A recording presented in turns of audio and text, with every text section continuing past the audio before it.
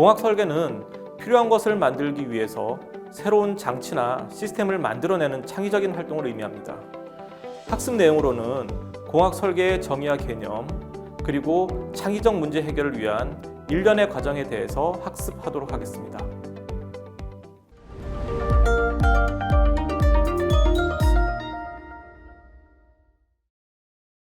안녕하세요. 이번 시간은 공학계열 학생을 위한 캡스톤 디자인 두 번째 강의가 되겠습니다. 강의 순서는 다음과 같습니다. 공학 설계의 정의를 통하여 공학 설계의 개념을 알아보고 공학 설계를 진행하기 위한 구성 요소에 대해서 살펴보겠습니다. 나아가서 과거의 설계의 개념과 오늘날 설계의 개념의 차이점을 알아보겠습니다.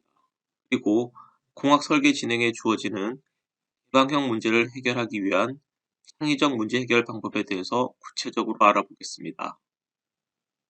다음으로는 창의적 문제 해결을 위한 기본 요구 조건인 팀 구성과 의사소통에 대해서 설명하도록 하겠습니다.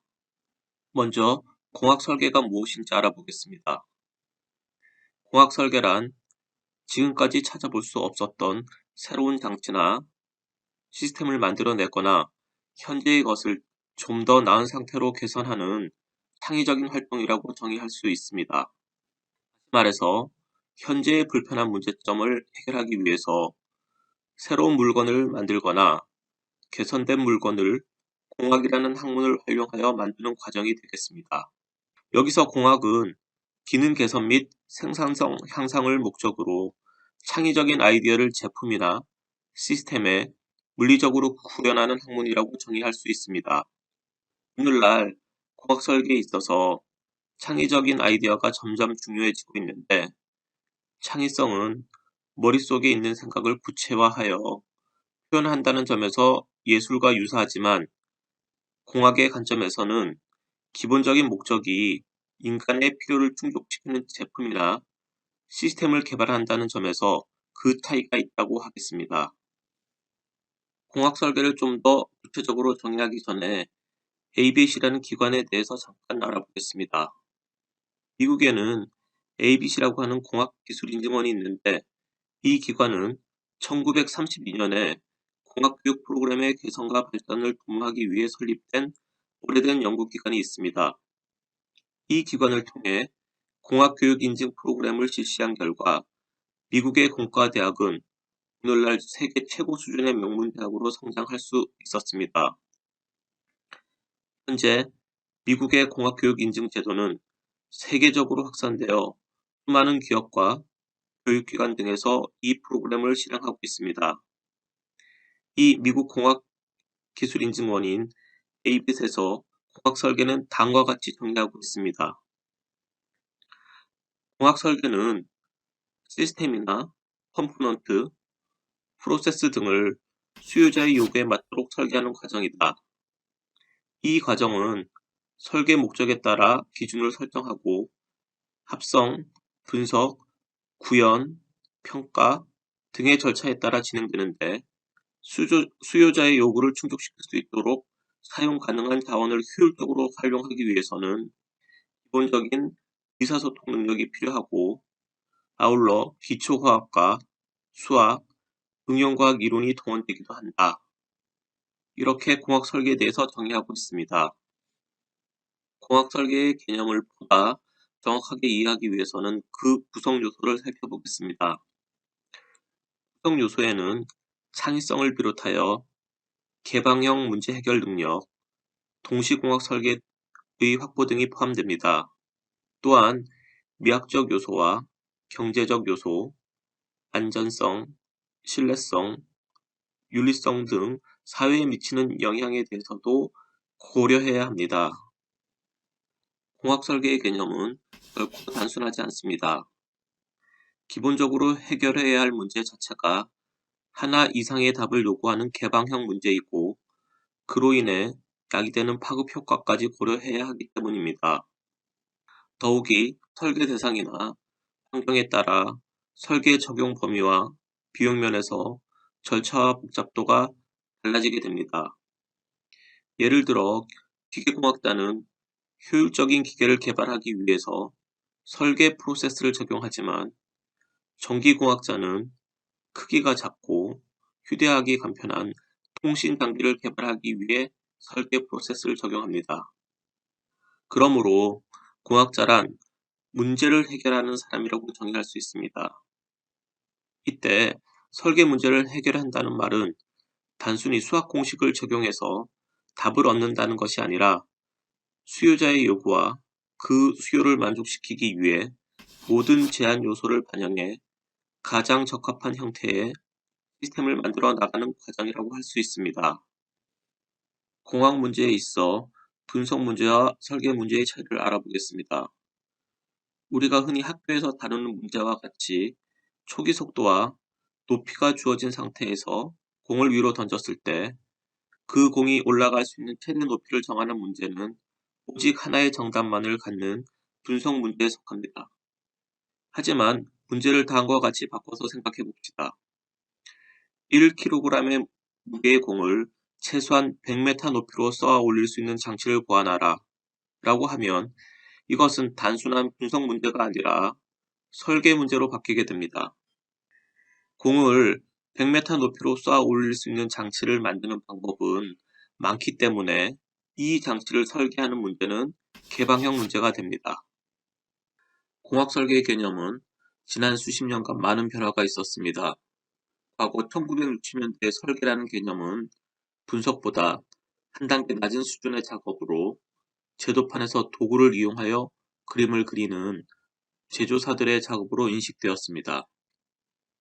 그러나 오늘날 설계는 공학도의 주된 업무가 되었으며 설계 전 단계의 작업인 분석은 부수적인 절차로 인식되고 있습니다.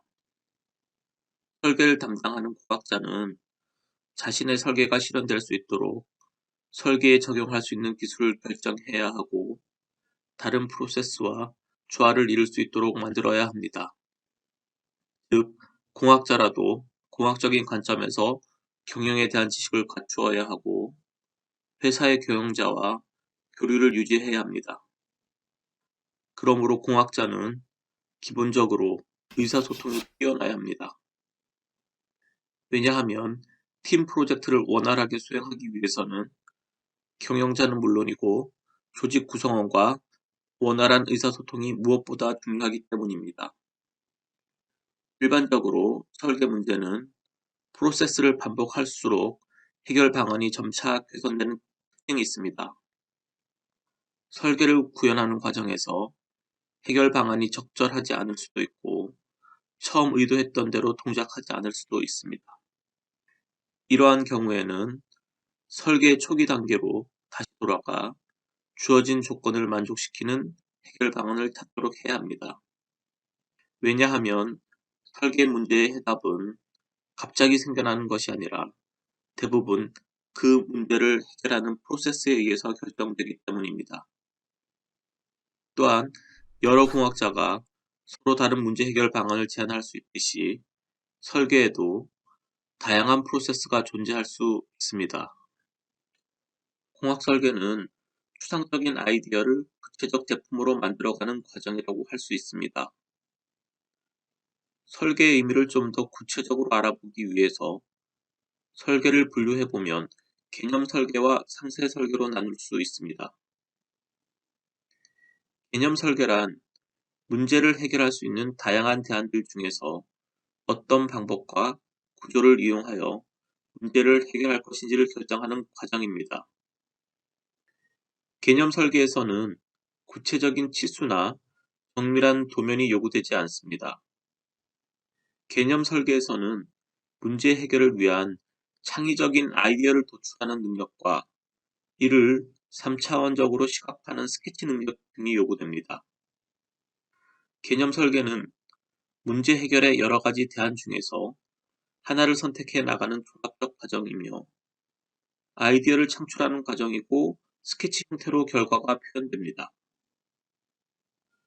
상세 설계는 수치 계산과 같은 분석적인 과정이며 아이디어를 실체화하는 과정이 되겠습니다. 상세 설계를 위해서는 CAD, CAM, CAE 등과 관련된 작업이 수반되며 구체적 치수와 형상이 결정된 도면 및 모형이 결과물이 되겠습니다. 공학 설계는 추상적인 아이디어를 구체적 제품으로 만들어가는 과정이라고 말할 수 있습니다. 추상적인 아이디어를 구체화하기 위해서는 여러 가지 선택 가능한 해결안을 만들어내고 그 중에 가장 적절한 하나를 선택해야 합니다. 따라서 공학 설계 과정은 설계자가 여러 가지 대안 중에 하나를 선택하는 과정의 반복이라고 볼 수 있습니다. 공학 설계는 구체적 제품을 산출해야 되기 때문에 일반적인 창의적 문제 해결 방법에 비해 설계의 목적과 기능, 제한 조건 등이 좀 더 구체적이게 되겠습니다. 창의적 문제 해결에서 문제라는 것은 아래 그림에서 보는 바와 같이 현재 존재하는 것과 앞으로 존재하기를 바라는 것 사이의 차이에서 나오는 것이 되겠습니다. 올바른 해결책을 통하여 현재보다 개선된 변화가 요구되는 상황들을 모두 문제라고 할 수 있겠습니다.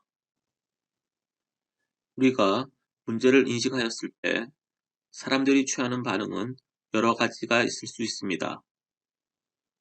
첫 번째는 개선된 상태의 B의 필요성을 느끼지 않은 사람이고, 두 번째는 문제를 회피하는 사람, 세 번째는 개선된 상태 B의 필요성을 느끼지만 해결책이 없다고 불평만 늘어놓는 사람, 마지막으로 문제를 인식한 후 이 문제를 어떻게 해결할 것인가 모색하는 사람으로 나눌 수가 있습니다.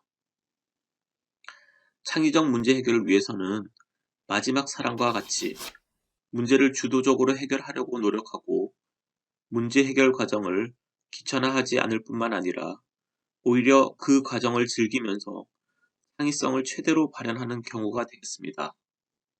다음은 창의적 문제 해결 과정에 대해서 알아보겠습니다. 해결해야 할 문제의 상태 A가 있을 때 창의적 문제 해결 과정을 적용하면 문제 해결 상태 B를 얻을 수 있습니다. 즉, 아래 그림에서 보는 바와 같이 창의적 문제 해결 과정은 문제 정의, 아이디어 창출, 창의적 아이디어 다듬기, 아이디어 판정, 해결책 실행의 순서로 구성됩니다.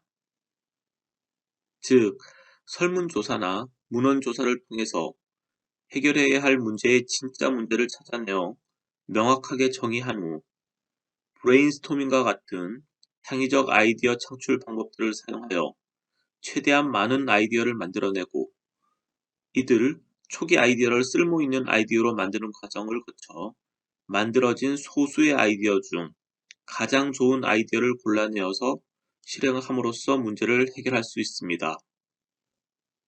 창의적 문제 해결은 발산적 사고와 수렴적 사고, 분석적 사고와 종합적 사고, 창의력과 비판적 사고는 물론 팀워크, 의사소통 능력, 심적 장애 극복 능력, 기억술, 시각화 능력, 기타 여러 가지 전문적인 도구가 이용되는 총내적 활동이라고 할 수 있겠습니다. 또한 창의적 문제 해결에 필요한 기본 요구 조건으로 팀 구성과 의사소통이 있습니다. 공학인증교육원에서 공학계열 학생들에게 요구하는 10가지 학습 성과에도 팀워크 기술과 의사소통이 포함되어 있습니다. 팀워크 기술은 공학 문제를 해결하는 프로젝트 팀의 구성원으로서 팀 성과에 기여할 수 있는 능력을 말하고, 의사소통은 다양한 환경에서 효과적으로 의사소통할 수 있는 능력을 말한다 하겠습니다. 초기 공학 설계의 전형적인 모습은 에디슨의 접근법처럼 한 사람이 한 분야의 모든 지식을 소유하고 새로운 제품에 대한 연구 개발뿐만 아니라 설계와 생산까지 총괄하였습니다. 그러나 오늘날에는 기술이 비약적으로 발전함에 따라 한 사람이 복잡한 과정의 전체 프로세스를 파악하는 것이 현실적으로 불가능하기 때문에 기술적인 문제는 팀 단위로 연구하여 해결해야 합니다. 팀워크를 무시한 설계 방식은 팀 구성원 간의 의사 전달이 정확하게 이루어지기 어렵습니다. 팀워크를 고려한 설계 방식에서는 팀 구성원은 각자의 영역에서 구체적인 역할을 담당하고 다른 구성원의 역할을 이해하고자 노력해야 합니다. 팀을 구성할 때에는 기술을 담당하는 구성원 외에도 경영인, 판매 대리인, 현장 서비스 기술자, 재무 담당자, 구매 담당자 등을 포함할 수 있습니다. 팀은 프로젝트가 시작되는 시점부터 개발 일정과 설계 요구사항이 충족되는지 점검하기 위해 모임을 자주 해야 하며 잠재적인 문제를 사전에 충분히 파악하고 있어야 합니다. 다음은 팀워크의 중요성에 대해서 알아보겠습니다. 수요자의 제품에 대한 요구사항이 다양해지고 제품 수명 주기도 짧아짐에 따라 제품 생산의 전 공정에 관련 부서 간의 의견을 조율하고 유기적 협력 관계를 증진시키기 위해 대부분의 기업이 어떠한 형태로든 팀을 운영하고 있어 팀워크의 중요성은 시간이 갈수록 커지고 있습니다.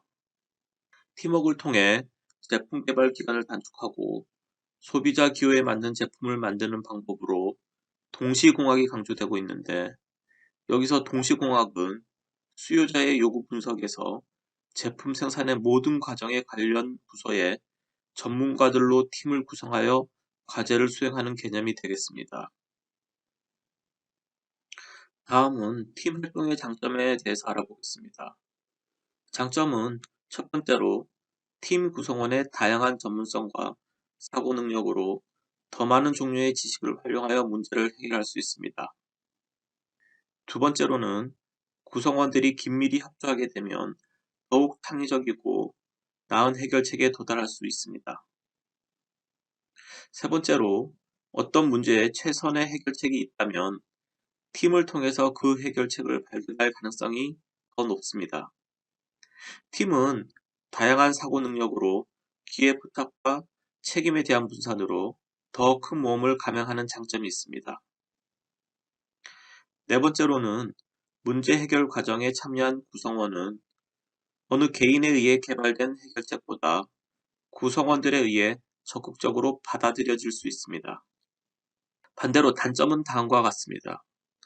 첫 번째로 팀 개발과 전체 팀원의 참여 시간이 필요하기 때문에 많은 시간 투자가 필요합니다.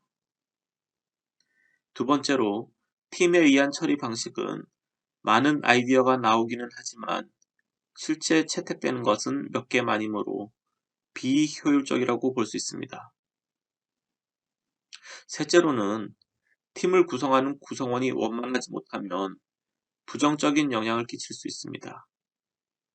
마지막 네 번째로는 집단 사고 현상에 빠져서 극도의 동질감이나 독립적인 아이디어가 용납되지 않으면 오히려 나쁜 효과가 부각될 수 있습니다. 팀을 구성하는 팀원의 역할은 다음과 같습니다. 창의적 문제 해결을 위해 팀 구성원으로서 새로운 생각에 대한 열린 자세, 배우고자 하는 열정, 관련 분야에 대한 전문성 등을 기본적으로 갖춰야 합니다. 그 밖에도 많은 것들이 있는데 그 밖의 내용들은 슬라이드에 기술된 내용들을 참고하면 되겠습니다. 팀 효율을 극대화하려면 팀원은 기본적으로 8가지의 팀 기술을 습득해야 하는데, 슬라이드에 기술된 바와 같이 적극적 활동성, 신뢰성, 참여도, 능동적 의견 청취, 지도력, 의사소통과 유용한 피드백 및 책임감 등이 필요합니다. 이 기술들을 잘 이해하고 얼마나 잘, 그리고 얼마나 자주 그 항목들을 실천하는지 자신을 평가하고, 만약 어느 항목이 여러분이 거의 사용하지 않거나 취약한 것이 있다면 앞으로 꾸준히 연습하여 팀 기술 향상을 위해 지속적으로 노력해야 합니다. 팀원들은 보통 하나 이상의 역할을 수행하거나 특별한 한 개의 임무를 교대로 수행할 수 있습니다. 팀원들이 임무를 돌아가면서 맡든지 아니면 한 가지씩 맡든지 간에 책임 소재를 명확히 할 수 있도록 임무들을 명확히 규정할 필요가 있습니다. 어떤 특정한 임무들은 일의 특성과 전문성을 고려하여 팀원에게 할당될 수 있고 팀 활동이 진행함에 따라 팀원의 능력이 향상될 수 있습니다. 의사소통은 공학 설계 프로세스를 효율적으로 수행하기 위해서 반드시 필요합니다. 설계 과정에서 한 개인이 설계에 대한 모든 책임을 지는 일은 없습니다. 설계는 혼자서 할 수 있는 작업이 아니기 때문입니다. 따라서 설계팀원과 기술자뿐만 아니라 기술 경영진과 생산직 근로자에게 일정한 의사소통 능력이 필요합니다.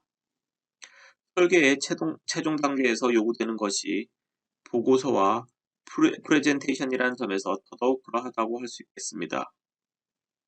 대부분 공학자들이 글쓰기와 말하기에 익숙하지 못하기 때문에 이에 대한 향상 노력을 필요로 합니다. 실제 산업 현장의 공학자들은 의사소통하는 데 많은 시간을 할애합니다. 얼굴을 맞대고 미팅을 하거나 전화통화를 하지 않고서는 비즈니스를 할 수 없습니다. 따라서 자기 뜻을 얼마나 명료하고 효율적으로 전달할 수 있느냐에 따라 공학자로서의 평가가 달라질 수 있습니다. 능숙한 의사소통은 생산적인 팀워크에 매우 중요합니다. 그런데 대부분 사람들은 내적 요인과 환경적인 요인으로 의사소통에 어려움을 느끼고 있습니다. 내적 요인은 인간의 두뇌 또는 마음속에서 경험하는 것으로 이에 따라 겉으로 표현되는 말이나 행동이 달라집니다. 내적 요인으로는 언어, 문화, 가치, 편견, 기억, 경험, 감정, 기대, 고정관념, 시간 압박, 대화 능력 부족 및 본인의 사고 경향 등을 의미하며 개인의 탄생과 성장 배경, 그리고 교육이 복합적으로 영향을 미친다고 할 수 있습니다. 환경적 요인은 주변의 소음 때문에 말 자체가 들리지 않거나 듣는 사람의 주의를 빼앗아 전달하고 하자는 말에 집중할 수 없게 하는 외적 요인을 말하게 되겠습니다. 의사 전달을 능숙하게 하는 탁월한 발표자가 되려면 발표 준비부터 철저히 해두어야 합니다. 발표 자료를 작성할 때 발표의 목적을 숙지하고 발표 내용을 대표할 수 있는 제목을 선정해야 합니다. 그리고 발표 대상이 누군지 수준에 맞게 관심을 끌 수 있게 발표의 주된 요점을 정리하여 발표 자료를 작성해야 합니다. 또한 탁월한 발표자가 되기 위해서는 발표 자료 이외의 주변 상황에 대해서도 꼼꼼히 체크해 두어야 합니다. 발표 대상은 누구이며 발표장의 환경은 어떻고 발표 시간은 어느 정도인지도 파악해 두어야 합니다. 다음은 정확한 의사 전달을 위해 필요한 발표 요령을 요약해 놓았습니다. 탁월한 발표자가 되기 위해 고려할 점과 통중을 경청하게 만드는 요소를 정리해 놓았으니 읽어보고 참고하시기 바랍니다. 다음은 의사소통의 방법의 하나인 보고서 작성 방법에 대해서 알아보겠습니다. 공학 계열에서 보고서란 연구 또는 데이터를 분석한 결과의 정보를 전달하기 위한 문서입니다. 잘 작성된 보고서란 독자가 이해하기 쉬운 보고서라고 할 수 있습니다. 이해를 돕기 위해 간결한 제목, 도표, 그래프 등을 활용하여야 하며 읽기 편한 스타일과 형식으로 작성되어야 합니다. 보고서를 작성하는 기본 규칙은 다음과 같습니다. 독자의 관점에서 보고서를 작성하고 간결하게 작성해야 합니다. 참고 문헌은 독자가 찾아볼 수 있도록 상세하고 정확하게 표시해야 하고 요약문은 전체 내용을 잘 함축할 수 있도록 작성해야 합니다. 보고서는 기술적인 오류나 오탈자가 없어야 하며 논리적으로 일관성을 유지할 수 있도록 해야 합니다. 보고서 본문 작성 시 고려사항은 다음과 같습니다. 슬라이드에 기술된 고려사항을 읽어보고 보고서 작성 시에 참고해 보기를 바랍니다.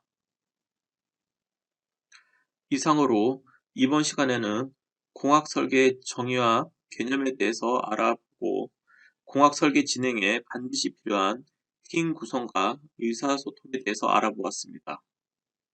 다음 시간에는 공학 설계 프로세스에 대해서 알아보도록 하겠습니다. 수고하셨습니다.